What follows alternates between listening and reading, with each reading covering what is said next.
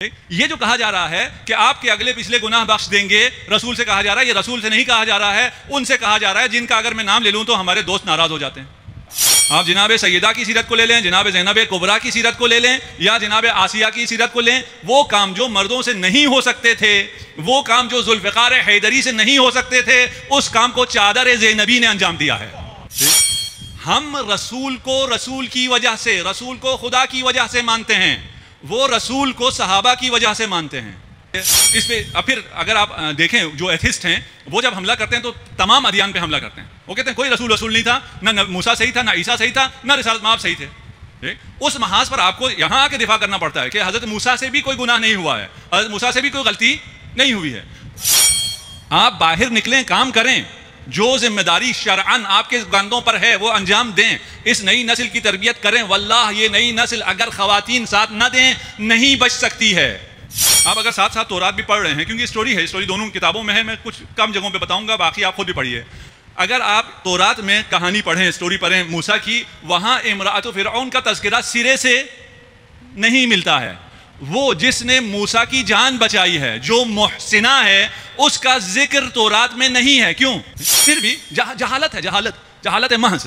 ہم نے کہا ہے، صحیح بخاری سے کہا ہے، کتاب عن نعل بالنعل، جو کچھ وہاں ہوا ہے وہ یہاں ہوگا۔ وہاں محسنہ موسیٰ کو فراموش کیا گیا ہے، یہاں بھی محسن اسلام کو فراموش کیا گیا ہے۔ جسم کو مضبوط بناؤ، موسوی سیرت پہ چلنا ہے۔ موسوی سیرت کا مطلب یہ ہے خدا کے پسندیدہ انسان بننا ہے۔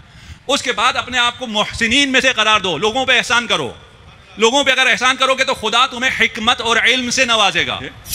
پہلے جو تورات کی نقل ہے وہاں وہ کہہ رہے ہیں جھگڑا کر رہے تھے تو یہ کیوں درمیان میں ٹپک پڑا؟ اب قرآن کہہ رہا ہے یہ دو آدمی قتال کر رہے تھے، ایک دوسرے کو قتل کر رہے تھے، اور یہ دو ہیں کون؟ ھذا من شیعتہ وھذا من عدوہ۔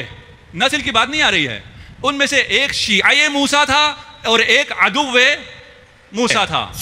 فضیلت تشیع ہے۔ موسیٰ کا شیعہ، ابھی اس کا ذکر آئے گا، مؤمن آل فرعون، وہ فرعونیوں میں سے تھا لیکن موسیٰ کا شیعہ تھا۔ امرأۃ فرعون فرعونیوں میں سے تھی لیکن شیعہ موسیٰ تھا۔ اب یہ قرآن کی ڈیفینیشن اگر آپ دیکھیں، قرآن کی اگر عبارتیں دیکھیں تو وہ نسلی تعصب کی بات نہیں کر رہی ہے، حق اور باطل کی بات کر رہی ہے۔ جس میں فضیلت ہے وہ شیعہ ہے، اور جب تک وہ اپنے تشیع پر ہے اس کا دفاع کیا جائے گا۔ اور موسیٰ قتل نہیں کرنا چاہتے تھے لیکن قتل ہو گیا۔ آیت آخر میں کیا کہتی ہے؟ قال ھذا من عمل الشیطان انہ عدو مبین۔ یہ جو ہوا ہے یہ عمل شیطان تھا، یعنی نبی نے عمل شیطان کیا نہیں، جو شیعہ کو قتل کرنا چاہ رہا تھا وہ عمل شیطان ہے۔ اگر غنچہ تازہ ہو اسے چھڑی سے مارا جائے وہ دیر سے پر ہوتا ہے، لیکن اگر غنچہ خشک ہو، خشک غنچے پر چھڑی ماری جائے۔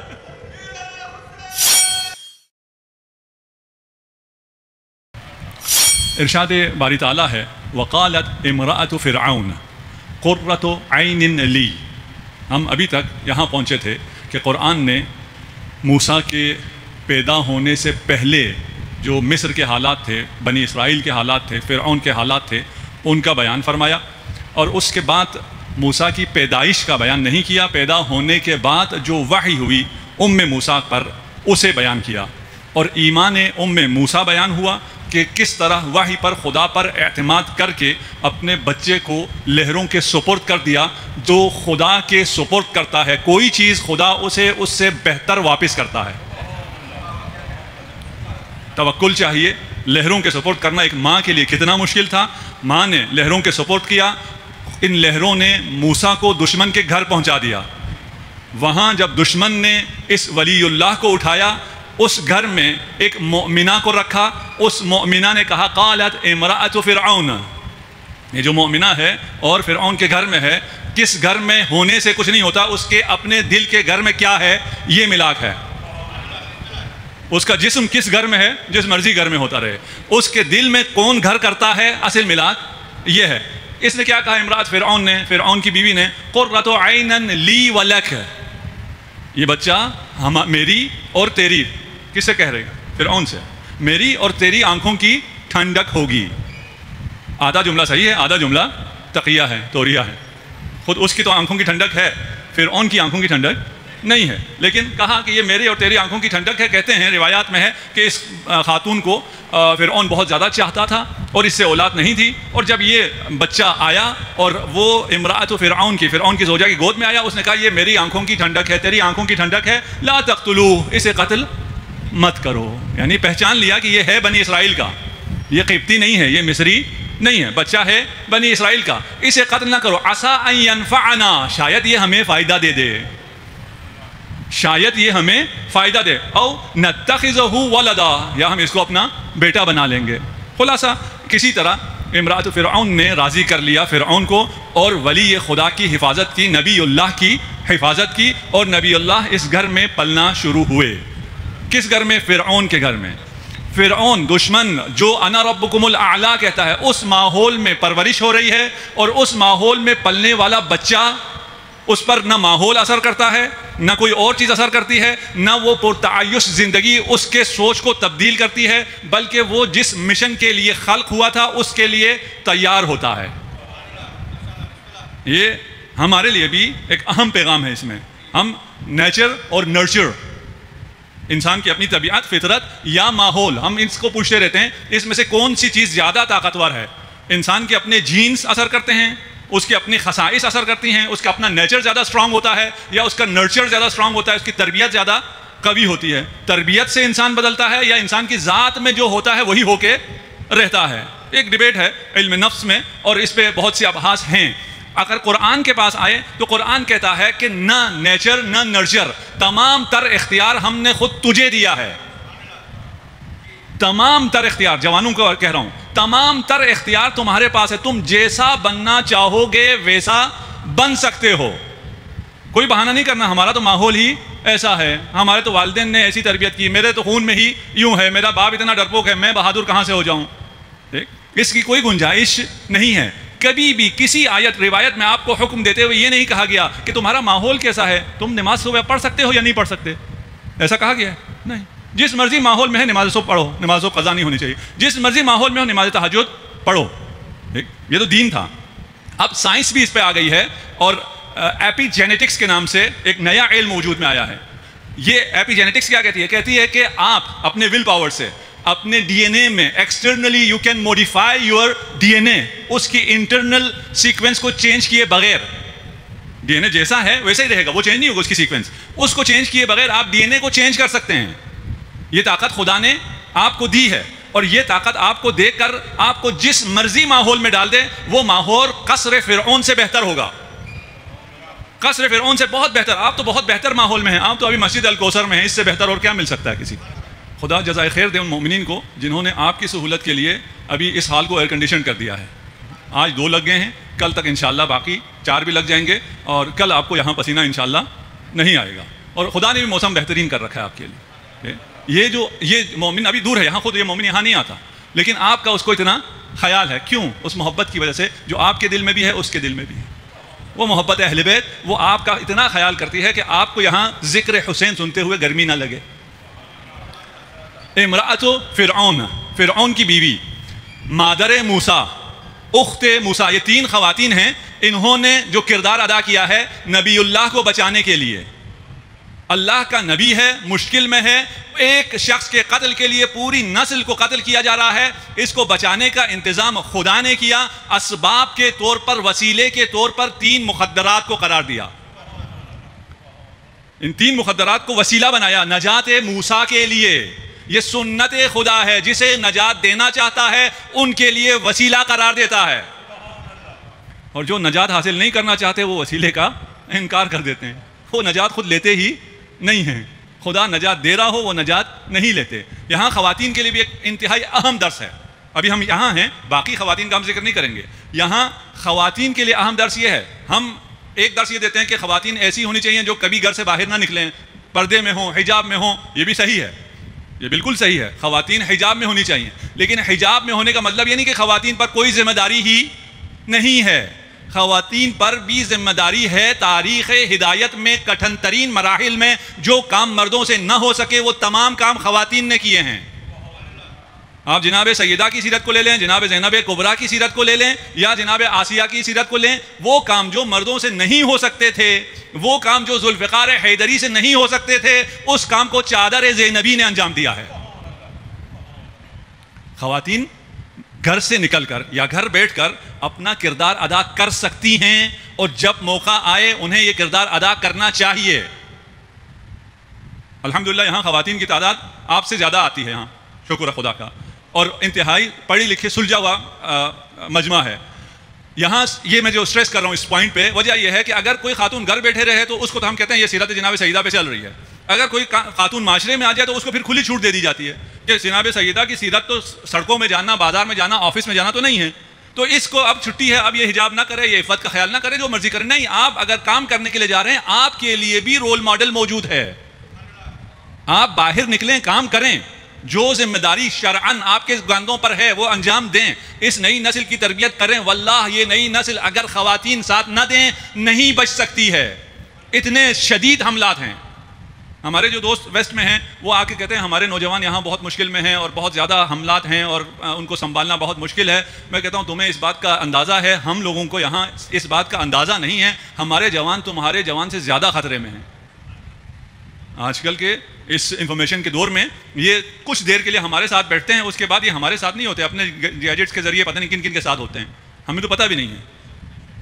ان کا خیال کرنا انتہائی ضروری ہے، ان تک محبت اہل بیت کو، تعلیمات اہل بیت کو جب تک ہماری خواتین اس میں کردار ادا نہ کریں آنے والی نسلیں نہیں بچ سکتی ہیں۔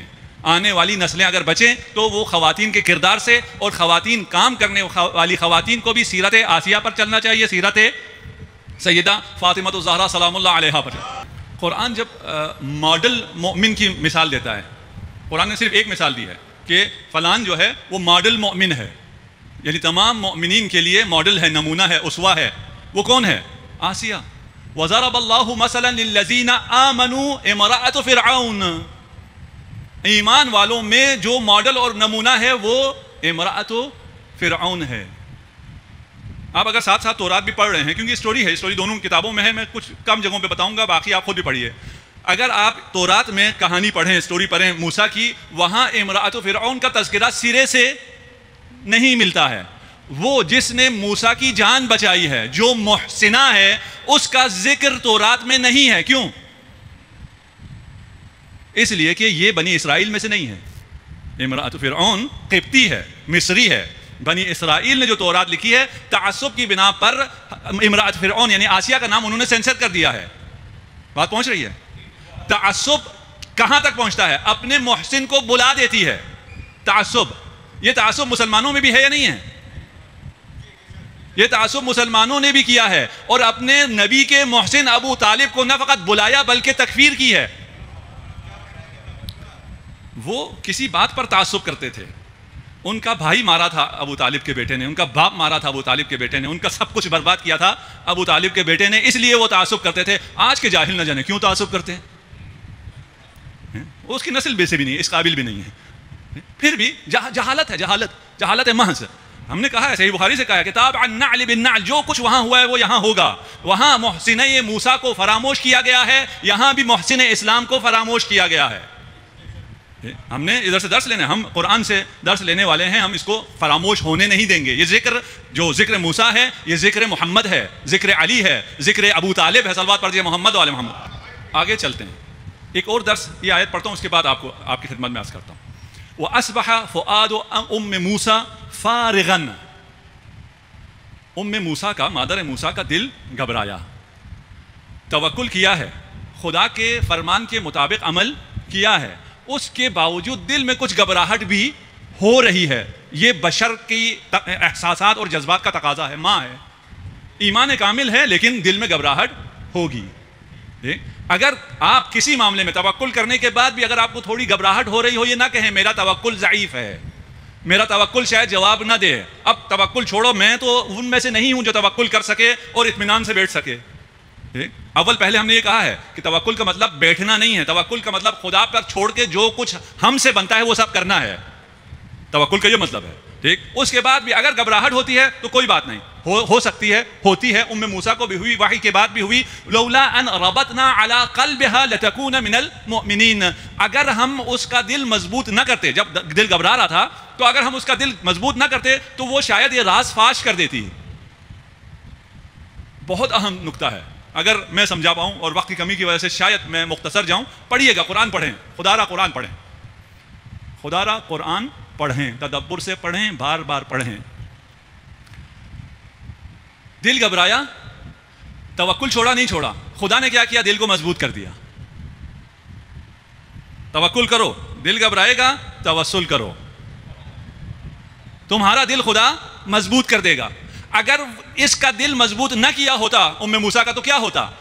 موسیٰ کی ماں کا جی چاہ رہا تھا چیخ چیخ کے کہوں میرا بچہ پانی لے گیا، میرا بچہ کوئی اس کو بچائے، یہ اس کا دل چاہ رہا تھا کہ یہ کام کرے. خدا کہتا ہے میں نے کہا چھوڑ دو، تمہارے طرف میں خود پلٹا کے لے آؤں گا. دل گھبرایا، کہا تمسک کرو، تمہارا دل پھر بھی آرام ہو جائے گا. اگر ہم مشکلات میں خدا کو چھوڑ کر ادھر ادھر پکاریں گے ہمارا کام خراب ہوگا، ہمارا موسیٰ بچے گا نہیں. اگر اپنے موسیٰ کو، ام موسیٰ کی نسبت، آپ کا موسیٰ آپ کی عزیز ترین چیز، جو چیز آپ کو سب سے عزیز ہے وہ آپ کا موسیٰ ہے، جو چیز آپ کو سب سے عزیز ہے وہ آپ کا اسماعیل ہے. اگر آپ کو اپنا اسماعیل چاہیے، اگر آپ کو اپنا موسیٰ چاہیے تو جو خدا نے کہا ہے وہ کرو، خدا پر اعتماد کرو. دل گھبرائے تو بھی خدا کی طرف واپس جاؤ. اور خدا نے ہمیں خدا تک جانے کے لیے اتنے خوبصورت راستے دیے ہیں، اور سب سے بڑھ کر جناب سیدہ فاطمہ الزہرا سلام اللہ علیہا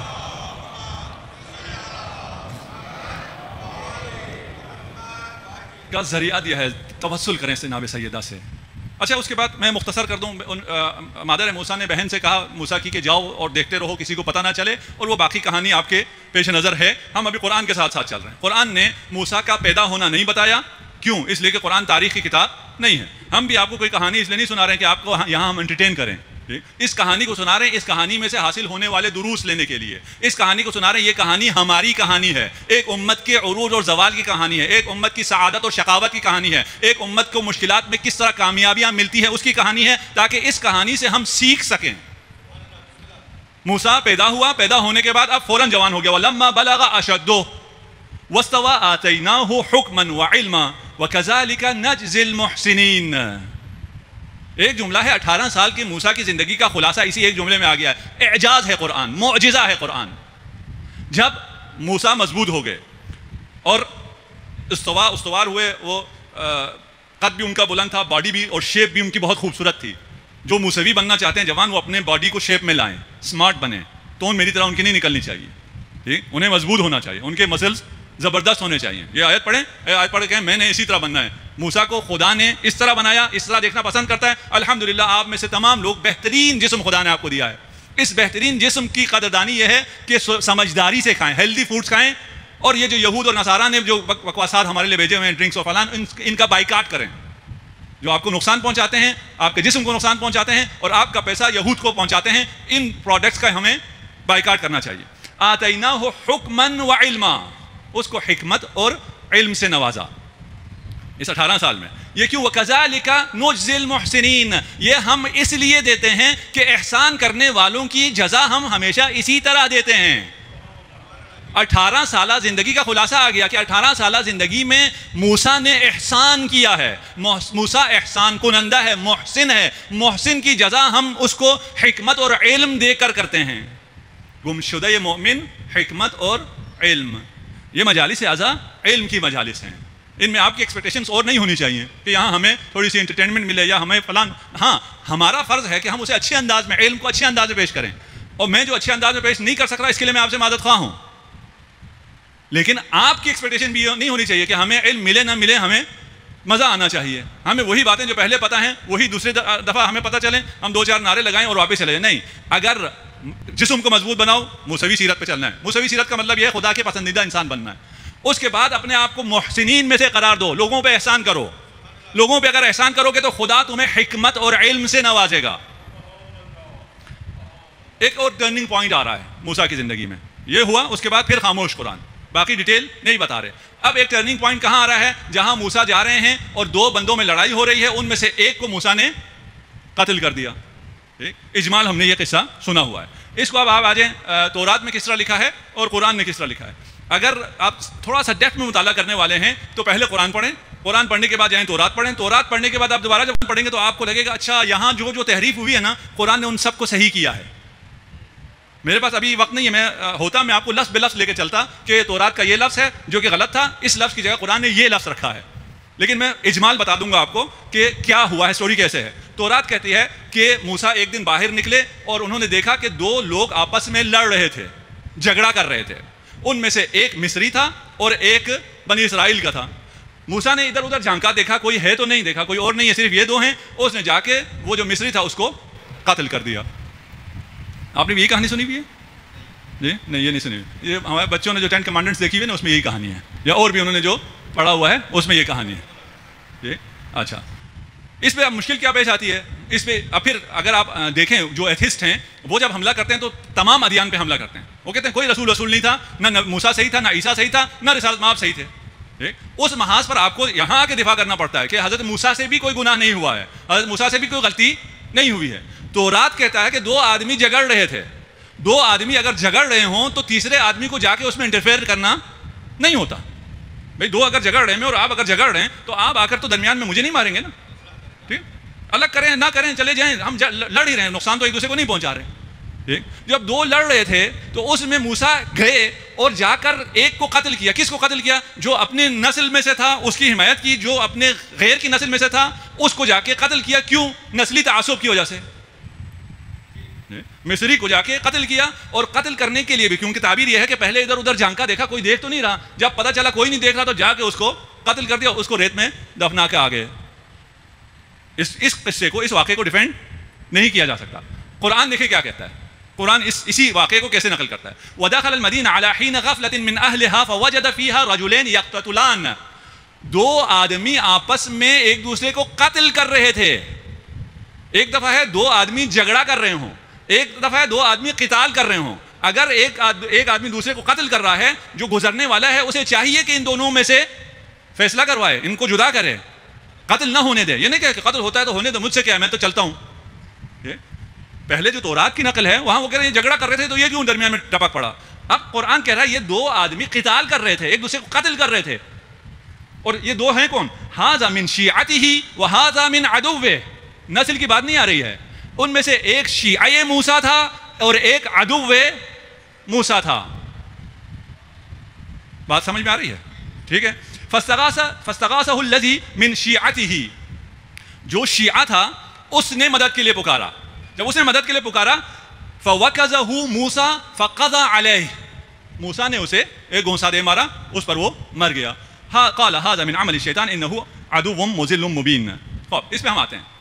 یہاں ایک اشکال تو ختم ہو گیا, قتال ہو رہا تھا, جھگڑا نہیں ہو رہا تھا. قتال میں مداخلت صحیح ہے, ایک نسلی بنیادوں پر نہیں تھا بلکہ قیام اخلاقی پر تھا, کون شیعہ ہے اور کون شیعہ نہیں ہے. اسلام میں معیار نسل نہیں ہے, معیار کہیں ہونا نہیں ہے, معیار صحبت نہیں ہے, معیار تشیع ہے, فضیلت تشیع ہے. موسیٰ کا شیعہ, ابھی اس کا ذکر آئے گا, مؤمن آل فرعون, وہ فرعونیوں میں سے تھا لیکن موسیٰ کا شیعہ تھا. امرأۃ فرعون فرعونیوں میں سے تھی لیکن شیعہ موسیٰ تھا.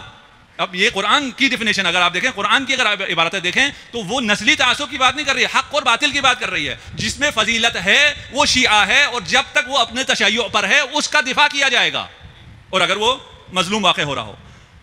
رہ گیا یہ وقس آیا ہے اس میں کہ موسیٰ نے گھونسا مارا. یہ لفظ وقس, لقس, نقص, رقص, یہ 4 الفاظ ہیں عربی میں. وقس کہتے ہیں اگر مکہ بنا کر ماریں اور سینے پہ ماریں. لقس کہتے ہیں وہی مکہ اگر آپ پشت پہ ماریں. نقص کہتے ہیں اگر آپ کسی چھڑی سے ماریں, اور رقص اگر آپ کسی چیز کو گھوم دیں کسی میں. اب موسیٰ میں طاقت بہت تھی, باڈی اچھی بنائی ہوئی تھی, کبھی لڑائی نہیں کی تھی, ان کو اپنے مکے کی طاقت کا اندازہ نہیں تھا. چھڑانے کے لیے ایک مکہ مارا, وہ بہت کمزور تھا, ناز اور نخرے میں پلا ہوا فرعونی تھا, مر گیا. موسیٰ قتل نہیں کرنا چاہتے تھے لیکن قتل ہو گیا. آیت آخر میں کیا کہتی ہے؟ قال ھذا من عمل الشیطان انہ عدو مبین.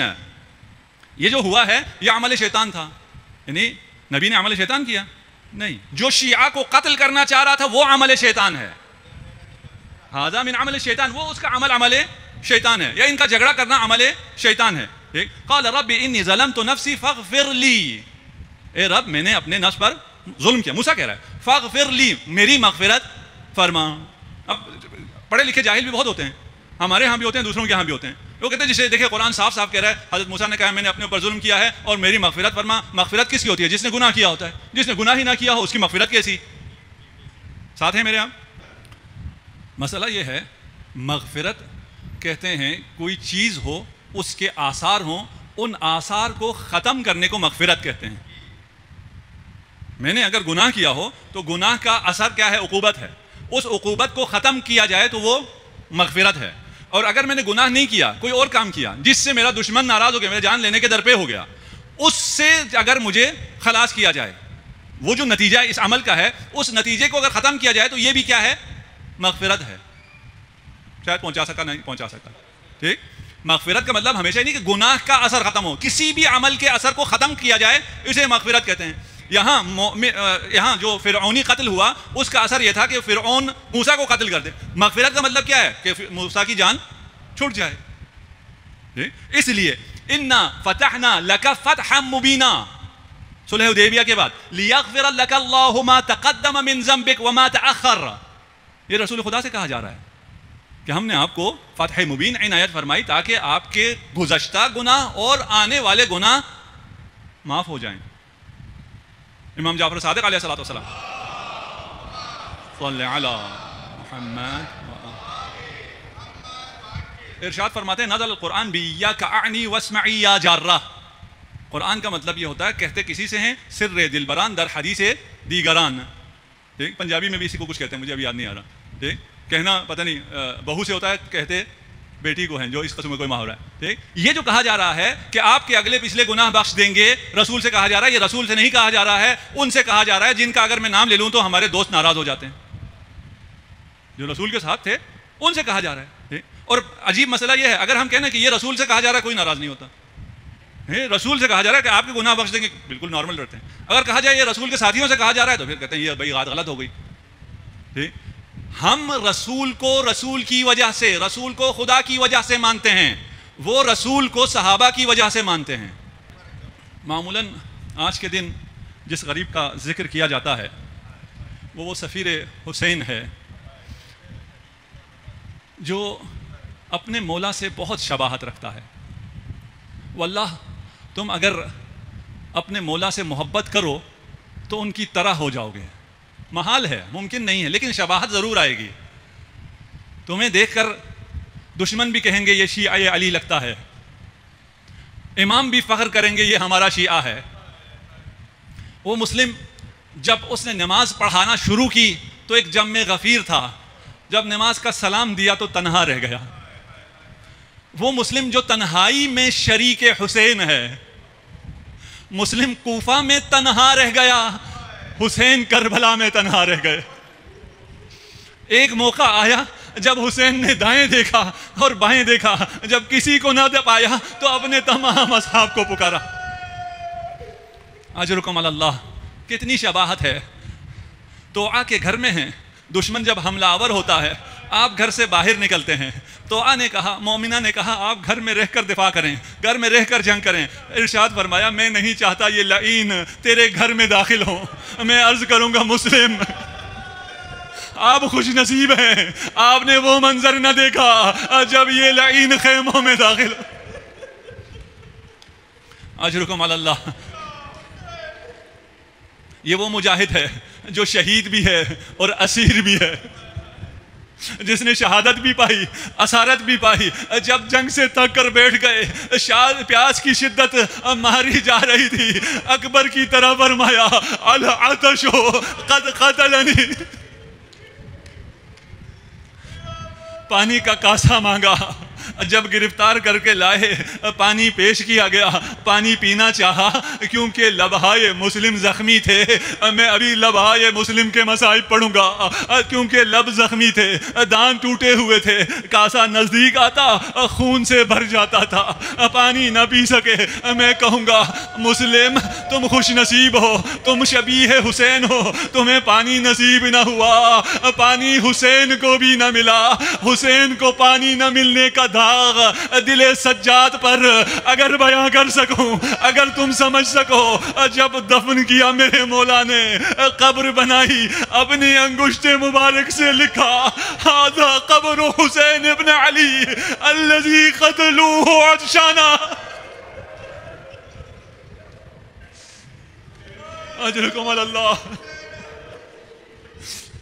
کون جانے تشنہ لب قتل ہونا کیا ہے، تشنہ لبی کیا ہے. یہ شبیہ حسین صرف اس میں شباہت نہیں ہے. جب اعداء نے حملہ کیا اور مسلم تھک گئے، مسلم بیٹھ گئے، مسلم اب تلوار نہیں اٹھا سکتے، لیکن کسی لعین میں یہ طاقت نہیں ہے، یہ جرأت نہیں ہے کہ مسلم کے قریب آئے.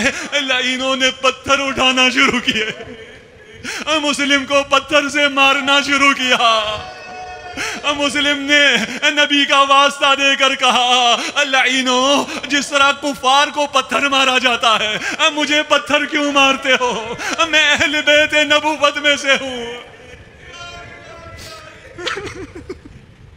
مقتل کے اگر رسمیں پیش کر سکوں، جب حسین زخموں سے چور چور ہو گیا اور وہ وقت آیا کہ ذوالفقار کو نیچے رکھ دیا، لعین آگے بڑھے، جس کے ہاتھ میں پتھر تھا وہ پتھر مارتا، جس کے ہاتھ میں نیزہ وہ نیزہ مارتا.